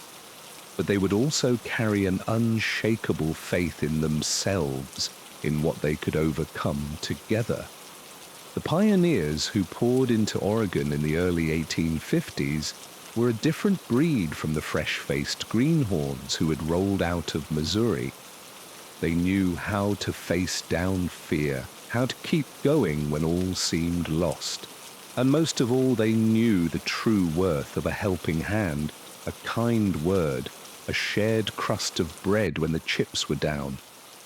These hard-won lessons would shape the very bedrock of the Oregon Territory as it grew into a state. That grit, that resilience, that sense of community forged through hardship. These were the true legacies of the Oregon Trail. So as you drift off tonight, spare a thought for the dreamers who risked it all on the trail, who faced the worst the wilderness could throw at them, and came out the other side unbowed, if not unbroken.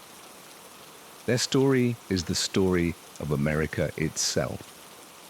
A dream pursued through fearsome adversity, whose price was paid in blood, sweat, and tears. Good night, dear listener. May your dreams be sweeter than those of the brave pioneers whose wheels carved this country's destiny.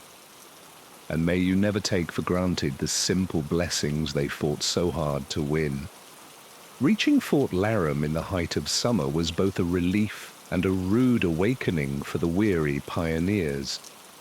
For many, this bustling outpost in the foothills of the Rockies marked the rough halfway point on their arduous westward journey.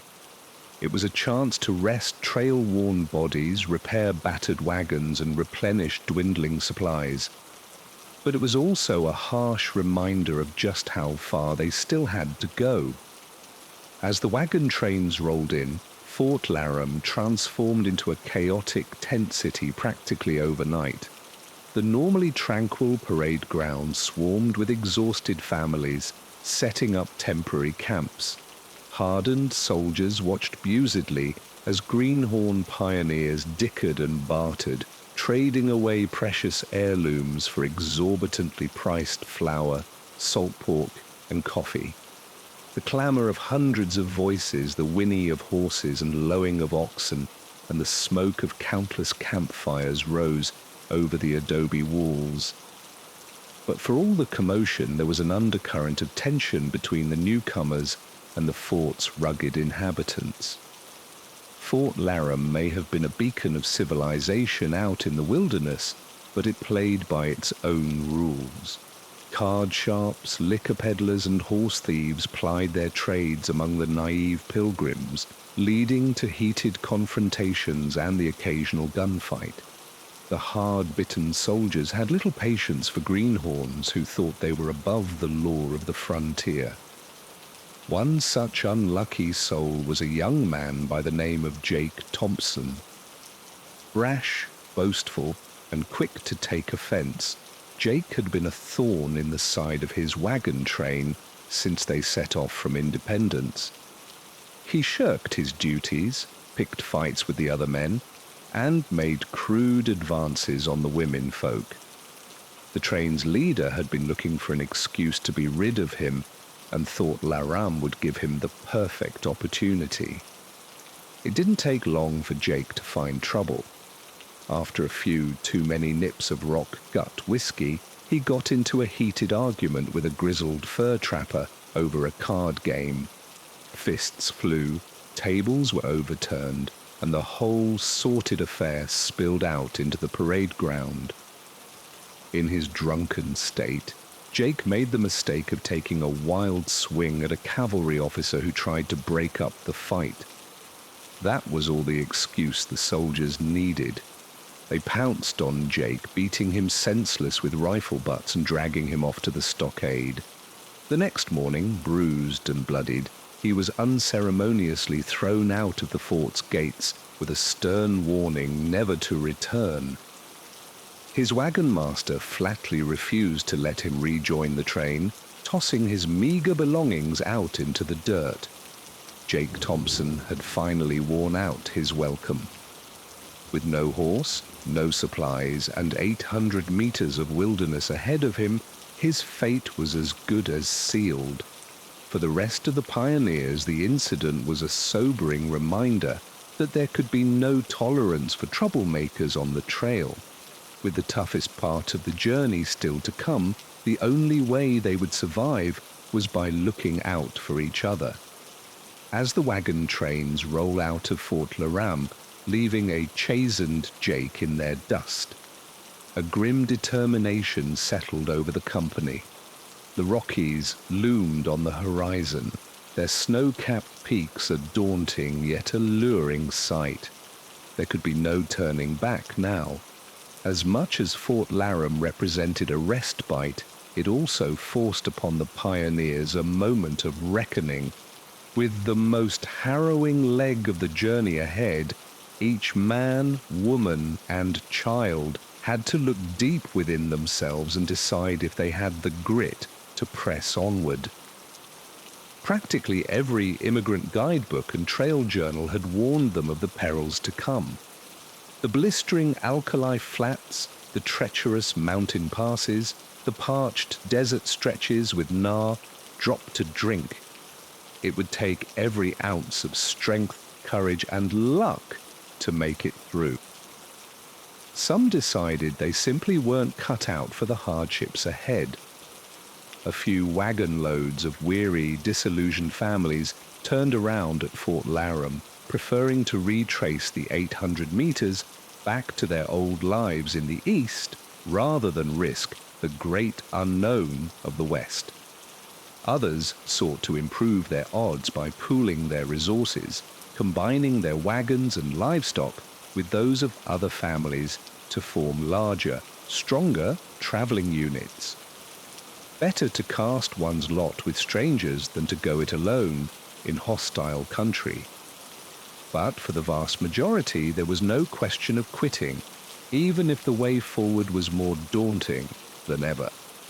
These hardy souls had not come this far, endured this much, to be cowed by a few mountains and deserts.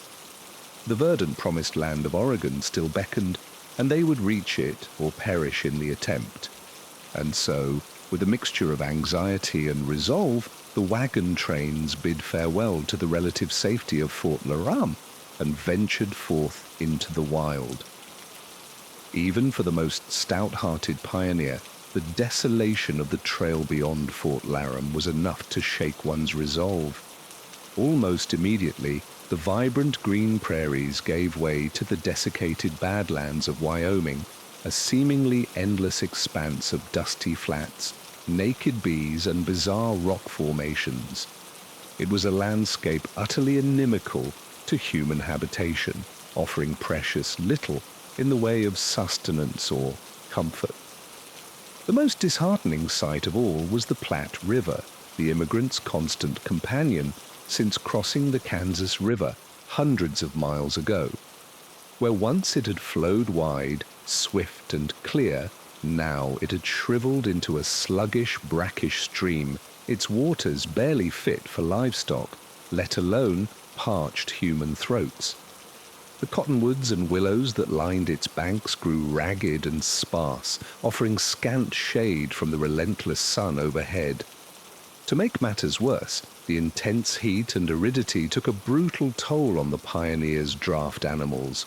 Oxen that had already hauled the wagons 1,000 miles grew gaunt and listless, their hooves cracked and split by miles of tramping over sun-baked earth and jagged rocks. Horses fared little better, many falling prey to the dreaded alkali poisoning as they grazed on tainted grass along the trail. With each passing mile, it became a more common sight to see a dead or dying beast left by the wayside, its carcass picked over by opportunistic coyotes and vultures. For the immigrants, there was little to do but press grimly onward, rationing their water and watching their livestock waste away before their eyes. Many took to walking alongside the wagons to spare the teams, their boots wearing through and clothes rotting off their backs. Dust was their constant companion, invading eyes, ears, nose, and throat, turning food gritty and sleep elusive. The shimmering heat played tricks on the eyes, conjuring mirages of lakes and rivers that dissolved upon approach into nothing but more cruel desert. Yet through all the hardships the pioneers endured, they pushed themselves to the brink of human endurance, and then pushed a little harder, sustained by sheer grit and the stubborn belief that a better life lay just over the horizon. When water ran low, they dug down into the dry stream beds to fill their barrels with what muddy liquid they could find. When the sun beat down mercilessly, they soaked their bonnets and hats in any damp patch of ground to stave off heat stroke. And when the bone weariness threatened to overwhelm them, they took heart from small acts of kindness and camaraderie among the company. Perhaps no one embodied this spirit of resilience more than young Sarah and Ethan Cooper. Orphaned on the trail when cholera claimed their parents, the brother and sister duo had been taken in by a neighboring family in the wagon train. Though barely in their teens, Sarah and Ethan pulled their weight, and then some, rising before dawn to cook breakfast, collecting buffalo chips for fuel throughout the day, and staying up late to help repair torn harnesses and wagon wheels. At night, huddled together under a threadbare blanket, they would talk in whispers about the farm. They would someday have in Oregon with rich soil, a snug cabin, and a clear stream for fishing. No matter how grim things got, they never let go of that dream, and their unwavering optimism had a way of lifting the spirits of all those around them, a reminder that hope could flourish even in this unforgiving wilderness. So the wagon train limped onward, mile by grueling mile, across the sun-scorched barrens of the Platte River Road. The Blue Mountains shimmered on the far horizon like an impossible mirage, a wall of granite and ponderosa pine standing between the immigrants and their promised land. To reach them would take a feat of sheer human gumption and perseverance. But if any group was up to the challenge, it was this stalwart band of pioneers. For they knew that the Oregon Trail would demand nothing less than everything they had, and they were prepared to give it. Cholera swept through wagon trains like an invisible assassin. Striking suddenly and showing no mercy, the telltale symptoms diarrhea, vomiting, sunken eyes instilled dread in the hearts of pioneers. In the 1850s, one fateful year saw the trail nearly grind to a halt as thousands fell ill. Imagine the despair of a mother watching her child slowly fade, powerless to help, or the grim task of a husband burying his young wife in a shallow grave, knowing he must press on without her. Doctors were scarce on the trail, and even if one was present, the treatments of the day, like bleeding or mercury pills, often did more harm than good. The very land seemed to conspire against the immigrants. In the dry stretches, good water was hard to come by. Thirsty pioneers would drink from stagnant pools or wells contaminated by the waste of those who had passed before. And so the sickness spread, leaping from one wagon to the next. A Massachusetts family, the Bixbys, learned this hard truth in the cruelest way. The eldest daughter, Sarah, was the first to succumb, struck down in the night. They buried her at dawn beside the Platte River. 2 days later, both little ones were gone as well. The parents were left to stumble on in a daze of grief. In the face of such loss, pioneers clung to their faith and to each other. They held makeshift trailside services, tears mingling with the dust on their cheeks. Prayers and hymns drifted over the vast open country. As one diarist wrote, "We have no other solace out here in this desolate land. Some took solace in simple acts of humanity. There are accounts of immigrants halting their journeys to nurse the sick from other wagon trains. Women would stay up all night tending to the afflicted, even while their own families waited." It was a reminder that even in the darkest of times, the light of compassion could not be extinguished. Yet, as much as they mourned, the pioneers knew they had to keep moving. With heavy hearts, they would bury their dead, often marking graves with only a rough wooden cross or pile of stones. They had to trust that God would watch over the souls laid to rest in the wild. The Oregon Trail was a crucible that tested the pioneers physically, mentally, and spiritually. For every joyful reunion in Oregon, there were untold stories of loss along the way. Every mile traversed was a testament to the resilience of the human spirit in the face of unimaginable adversity. After months of toil and tragedy, the immigrants' toughest trial lay ahead: the daunting crossing of the Snake River. This formidable waterway, with its strong currents and steep banks, was a fearsome sight for weary travelers. Many chose to hire native guides or pay for risky ferries rather than brave the crossing on their own. But even these weren't foolproof. In 1854, a ferry near Fort Boise capsized, claiming 18 lives. Most victims weren't even recovered for burial. Imagine the somber mood that would descend over a wagon train in the wake of such a catastrophe. The usual sounds of chatter, pots clanking, children playing, all replaced by an eerie, mournful quiet, a paw that even the steady thud of hooves and creak of wheels couldn't lift. For those who did muster the courage to ford the river, it was an ordeal they'd not soon forget. Wagons would be slowly floated across, some buoyed with crude rafts or emptied of their contents. Animals would have to swim alongside. All it took was one slip, one hole, and precious cargo could be lost to the rowing waters. William Newby, a pioneer of 1843, vividly recounted the terror. "My horses were soon swimming, and the current so swift that it took them far down the river. The wagon filled with water, but did not sink. I had my hands full to keep my team from drowning, and my family from a watery grave." Even after a successful crossing, the shaken immigrants had to take stock of what the river had taken from them. soaked belongings, ruined provisions, drowned livestock.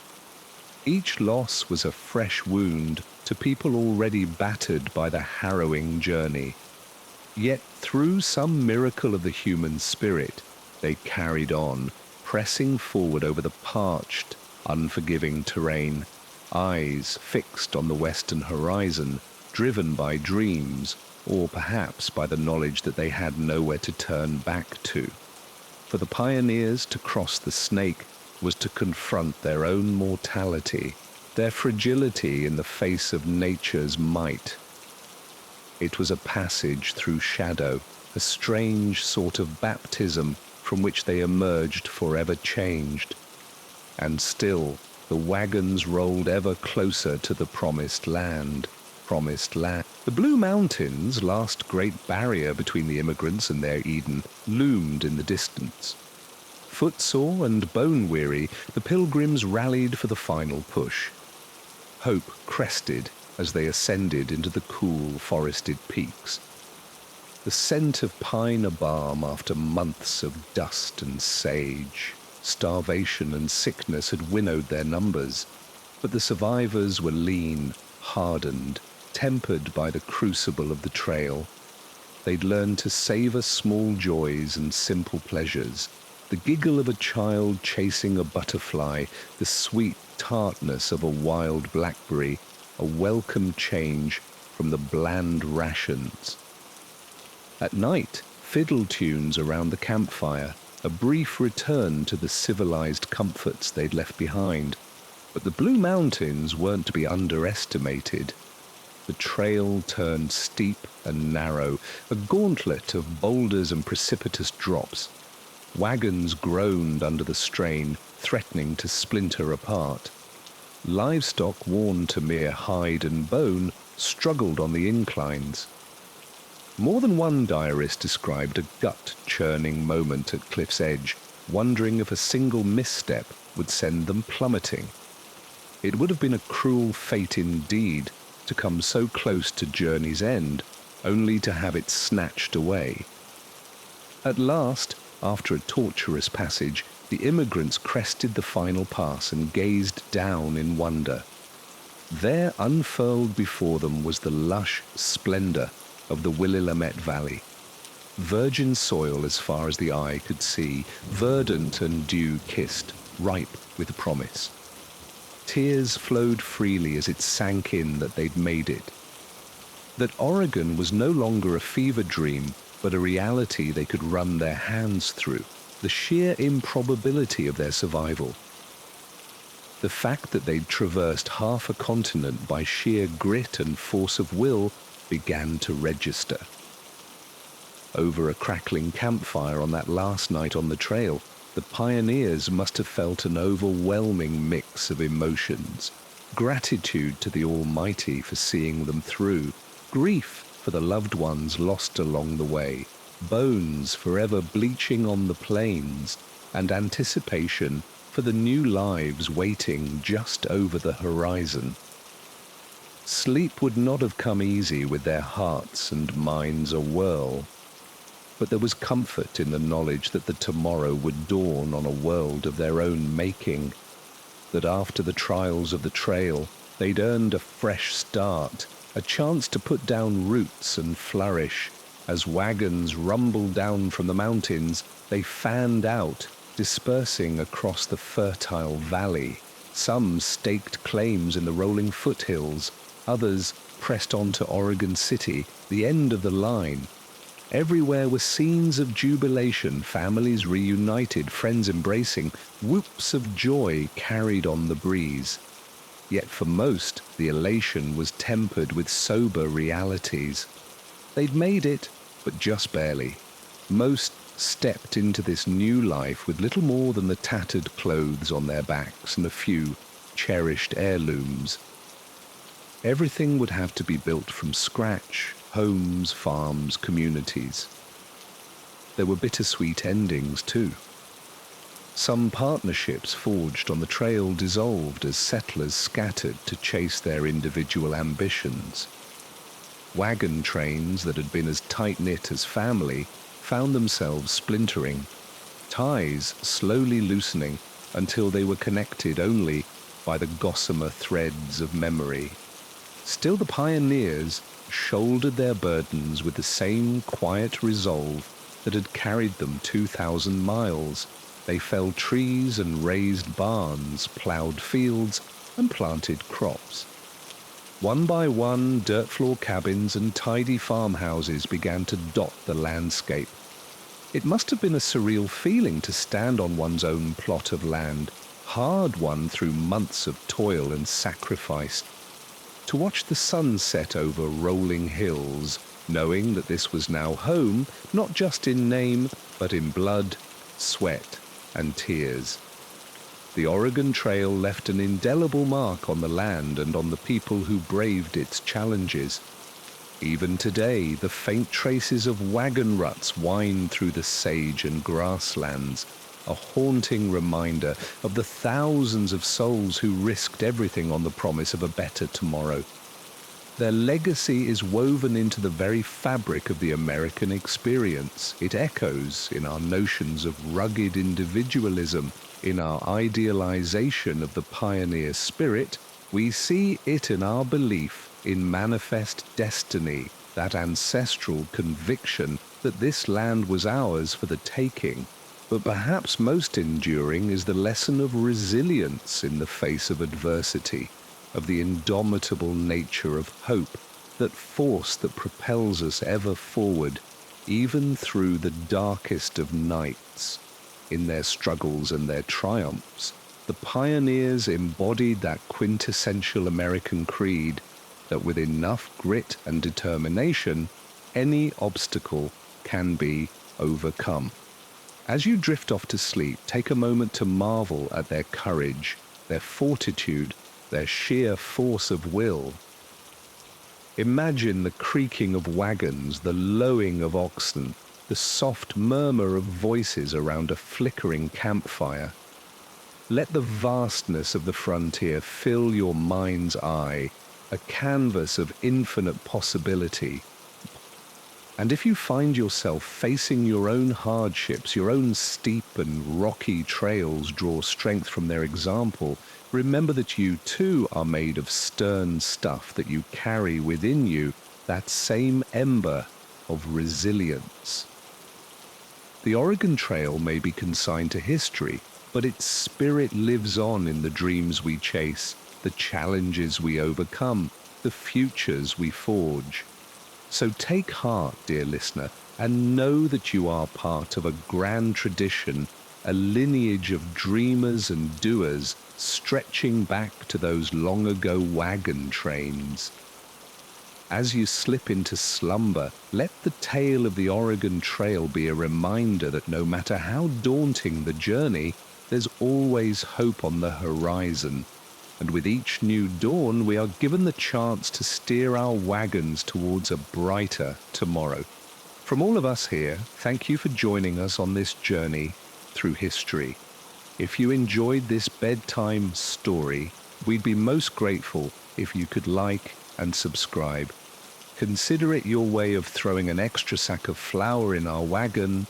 Until our next adventure, may your trails be smooth, your burdens light, and your dreams as wide as the western sky. Good night.